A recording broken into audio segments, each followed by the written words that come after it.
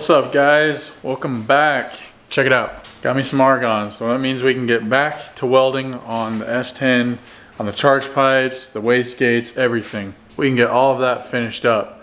But while I got you guys here, I just want to say thanks to every one of you guys that commented, positive comments on my radiator welding job. I've realized that I got a pretty good group of people that watch the videos because I haven't really had anyone be negative yet. So I just want to give you guys, a little bit of a shout out and say that I appreciate all the comments and stuff that you guys give me on all my videos, the suggestions, tips, all that kind of stuff. So yeah, you guys are awesome. But now I need to get to work.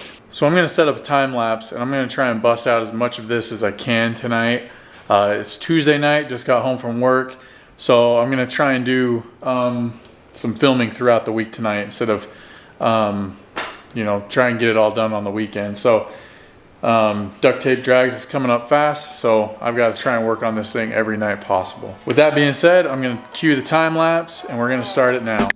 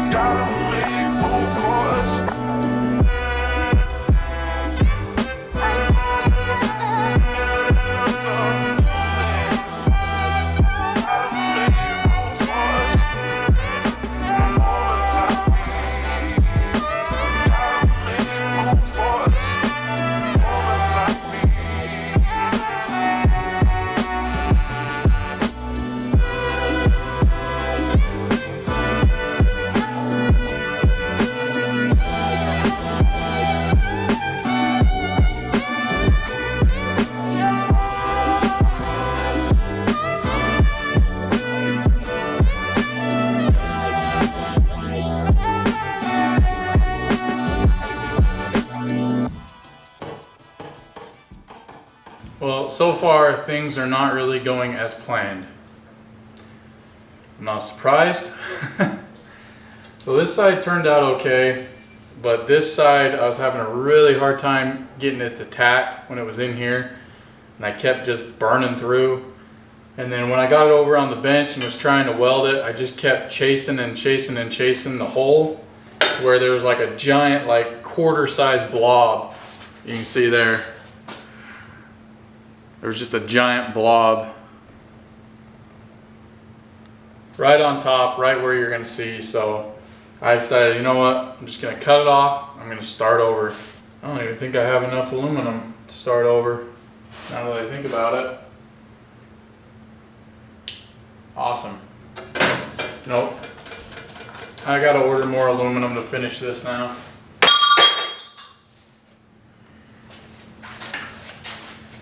Alright, crisis averted.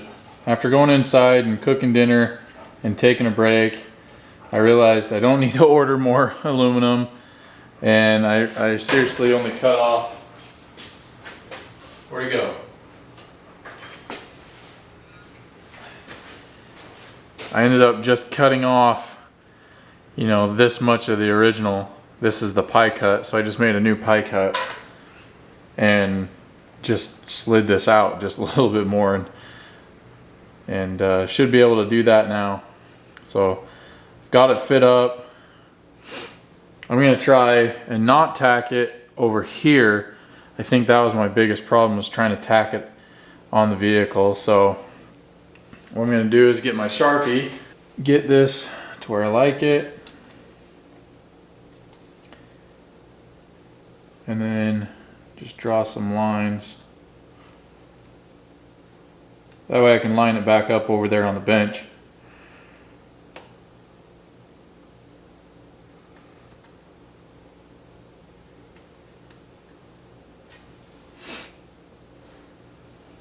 That should be good.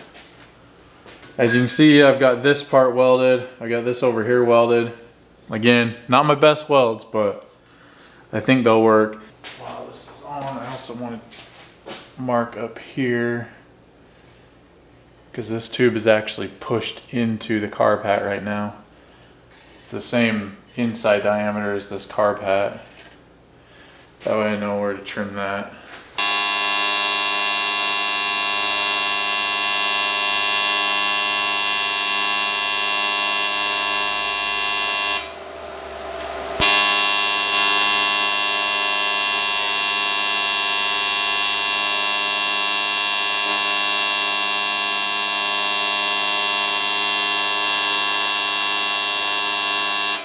Alright, so it's all welded up now. It didn't turn out great, but it's decent. It definitely isn't perfect, but we're getting there. It's gonna hold. So we got all the aluminum done, but now we're gonna be switching back over to DC TIG to finish up this wastegate. For those of you guys that aren't real familiar with welding, DC, direct current, is what you use to weld steel. So like steel and stainless steel. And then AC, alternating current, is used to weld aluminum. And I don't have enough time or knowledge in this video to explain exactly why you use each frequency or each current for which one. Just so you guys kind of know the terminology that I'm using. AC TIG welding is for aluminum, DC TIG welding is for steel and stainless steel.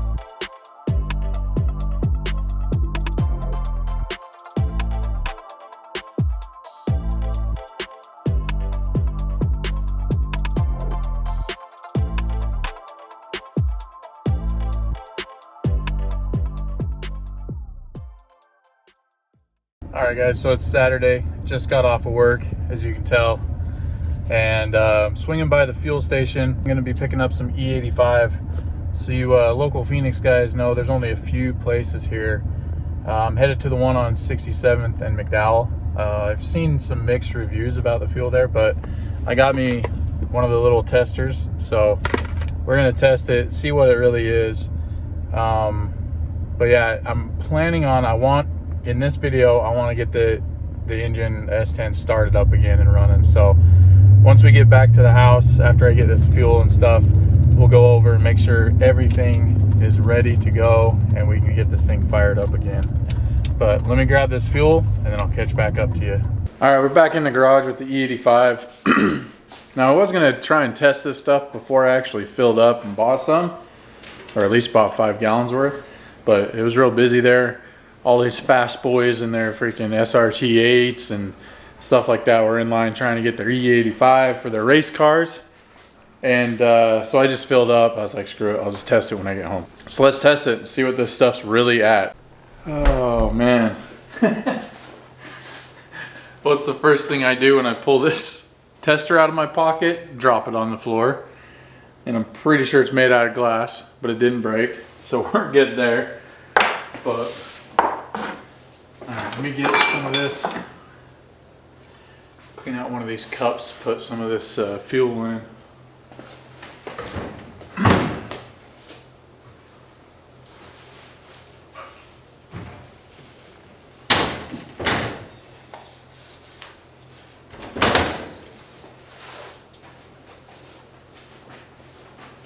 Oh, this stuff smells funny.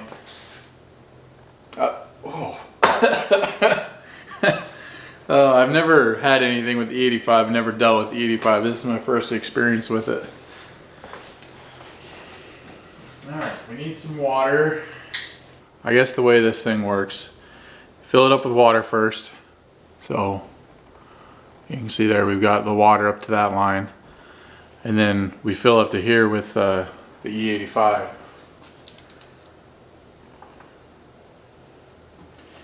Try and do this. Hopefully I got enough.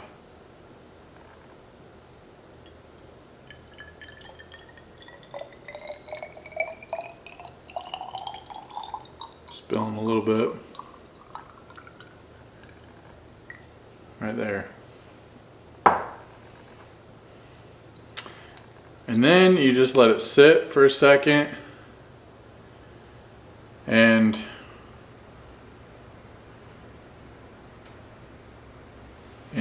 wait. Don't know exactly what it's supposed to do. And YouTube's a great place. You know, watching a YouTube video and a YouTube video on how to make a YouTube video. He mixed his around.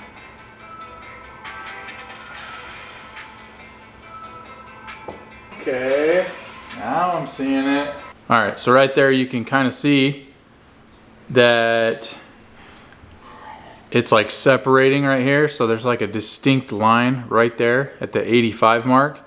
So this stuff is exactly E85. So, you know, if it was lower, it'd be down here by 70, or if it was higher, it'd be up here by 90, obviously. So this stuff tested pretty good. It's exactly 85% ethanol. So I'm over here going over my list, and I realized that I forgot ATF. So there's only about 4.5, maybe 5 quarts in it right now, and that's just not enough to even start it. So I don't think I'm gonna get it started in this video, damn it. I just really wanted to get it started. But I can get the fuel in it, prime the system, check for leaks, and then we'll just kind of go from there.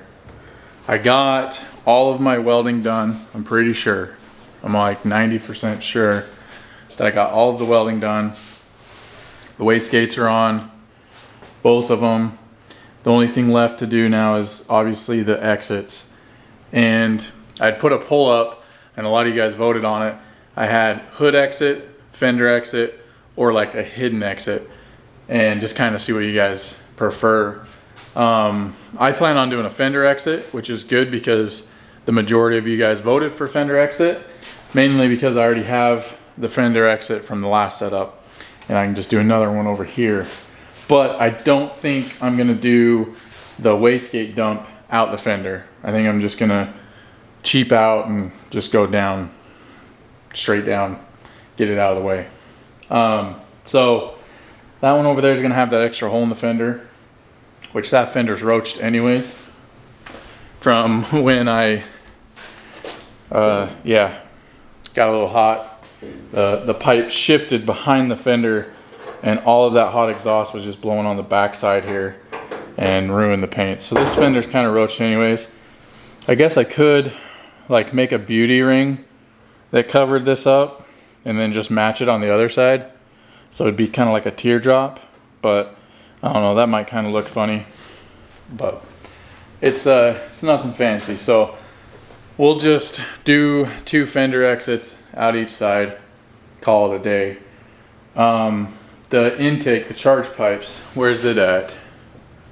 Oh yeah, it's over here on the shelf where I put it. So got this all finished up. It turned out okay. Some of the welds are not my best, but I got the blow-off valve put on, which those welds actually turned out pretty good considering what these ones look like. But yeah, I was actually pretty happy with those. And I actually did the best on the top where everybody sees, which is usually where you do the worst. But that's all finished up, ready to go on, which is real cool. Oh, I was gonna show you guys, see how I've got that, that bead right there so that the silicone coupler and stuff doesn't slip off. Let me show you. I was gonna show you guys how to do this, and I ended up filming it, but the battery died like right when I pushed record and I didn't realize it. So to do that, all you need is a pair of these. Your non-insulated terminal crimpers. And what you do, let me set this camera down so I can show you.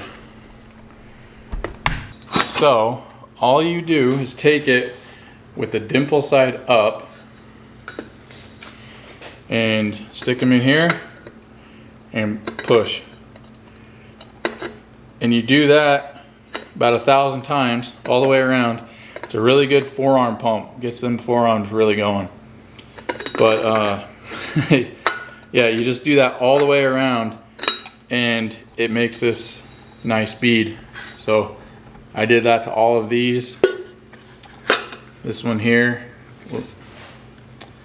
all of them. So this one, for some reason, this pipe's like a little bit thicker than these ones, so it didn't really come out as prominent, but it'll still hold. They do make tools, you know, fancy tools that you put this in and spin it around. They're like $300, 180 bucks on Amazon, stuff like that. But if you've already got these in your toolbox, then you're set. Oh man, you just cannot beat a McDonald's Coke. Every Saturday on my way home from work, I stop and get a Coke from McDonald's. Not sponsored.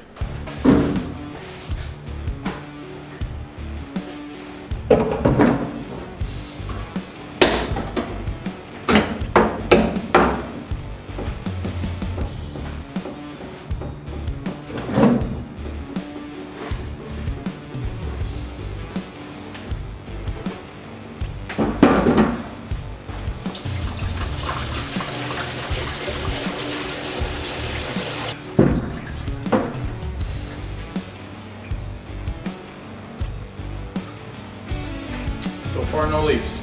I always get really super nervous when I'm hooking power back up on something that's been disconnected forever, especially something that's been disconnected and like completely tore apart and then put back together. So I don't see any smoke yet, but we still gotta turn off the switch. Oh, never mind, it's already on. So let's see. Pretty sure everything is hooked up.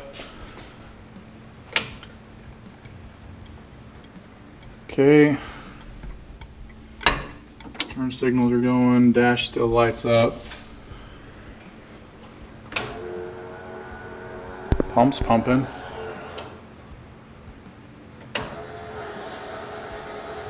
Second pump's pumping. Let's see.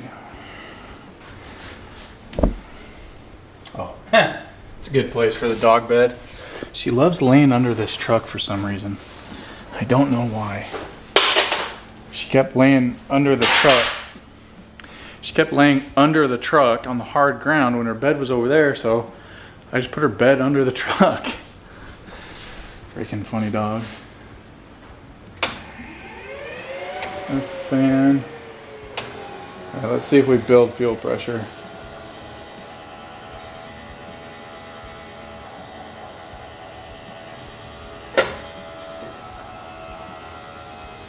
All right, there it is. I think I hear a leak.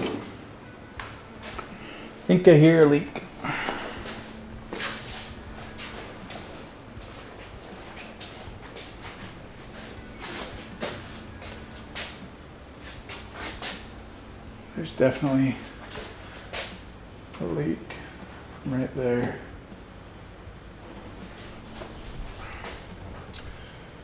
It's fitting right here. I think it's not supposed, I don't think it's supposed to move that much. Okay. And yes, I am gonna get roasted in the comments section on this. I'm still using my old fuel lines. They're not PTFE. I know you're supposed to use PTFE for ethanol and stuff like that, but I've talked to a lot of guys that are running their standard fuel lines. They don't have any problems.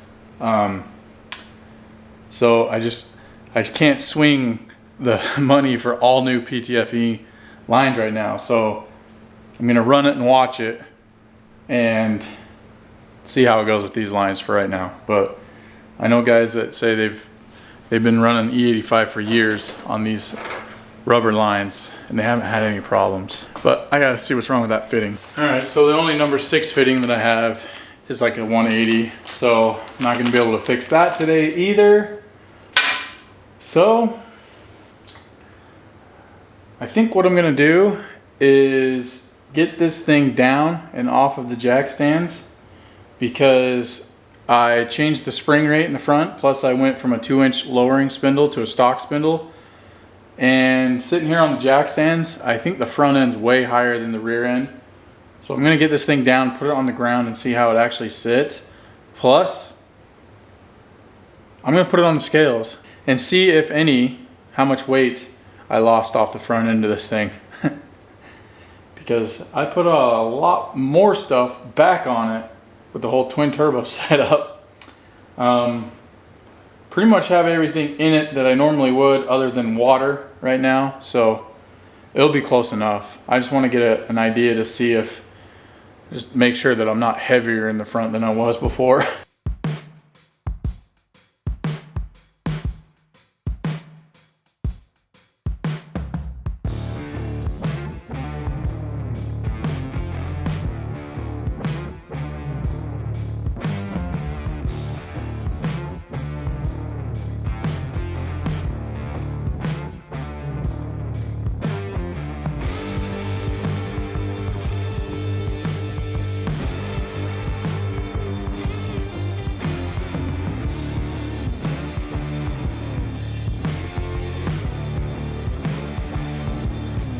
All right, so was it all worth it?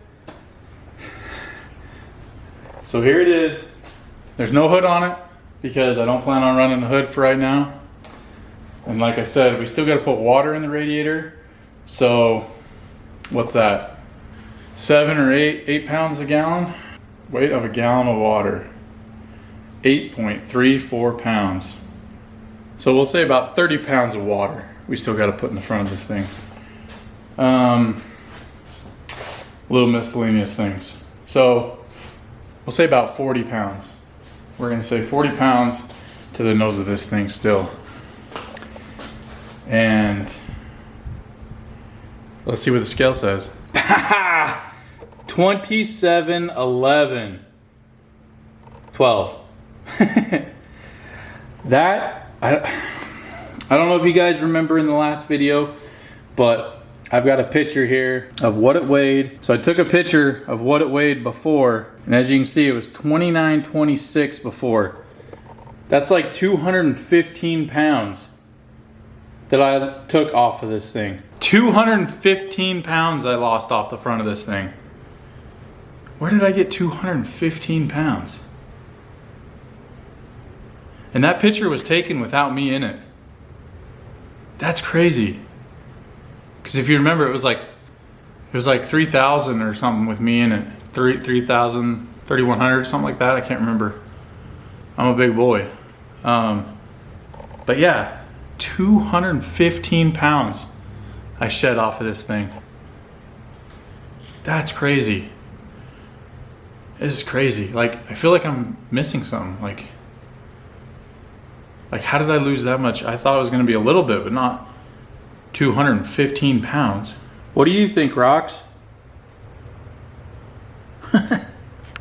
This thing is gonna be fun. Oh, it is gonna, the front end is gonna be sky high now. So here's kind of a view of what it's gonna look like anyways. I haven't really shown you guys the full finished kind of deal, other than I still gotta do the exhaust pipes. Basically what I did was the steering rack conversion, which I guess they say that saves 35 pounds. The front frame rails are now just a piece of tubing, which is a lot lighter than the factory frame rails. I cut out the inner fenders, so the inner fenders are gone. And I mean, that's about it. And I added weight. I added a second turbo. I went to a bigger radiator. So, you know, a second wastegate. That's crazy. Like, I'm pretty stoked on what I accomplished here. I thought I was gonna get all done and be like, oh, I saved 35 pounds. Now, I'm still gonna have to add a little bit of weight to the back to get the bias perfect. Because right now, let's see what it says. So it's 43 in the rear. That's still not great, but I feel a lot better adding weight to the back now that the truck is a little bit lighter. So I didn't want to add 50 pounds or whatever to the back before when the truck already weighed almost 3,200 pounds with me in it. I feel a little bit better about adding weight to the back, but I'm looking at it right now and the truck is really nose high. So I don't know what I'm gonna do about that. Could go to a smaller tire, but I don't have the time to get tires before the duct tape drags right now. So I don't know, we might have to play with it. I might have to just raise the back. I have a 3-inch lowering block in the back of it right now. So I might have to change it to a 2 just so it doesn't look so goofy.